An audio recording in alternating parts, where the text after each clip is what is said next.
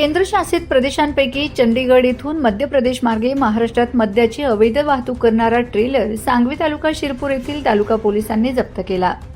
शुक्रवारी दिनांक 7 रोजी रात्री 11:15 ही कारवाई करण्यात आली आहे। 19,63,800 रुपयांच्या मद्यसाठ्यासह सुमारे 45 लाख रुपयांचा मुद्देमाल पोलिसांच्या हाती लागला असून चालकाला अटक करण्यात आली। मध्य प्रदेशातून महाराष्ट्रात अवैध मद्य वाहतूक केली जात असल्याची माहिती मिळाल्यावरून पोलीस निरीक्षक जयपाल हिरे यांनी सहकाऱ्यांसह हाडाखेड तालुका शिरपूर येथील सीमा तपासणी नाक्याच्या परिसरात सापळा रचला।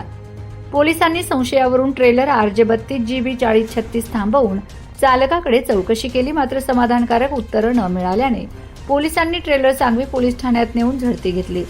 त्यात 19 लाख रुपयांची मद्याची खोकी, 25 लाख रुपयांच्या ट्रेलरसह सुमारे 45 लाख रुपयांचा मुद्देमाल पोलिसांनी जप्त केला।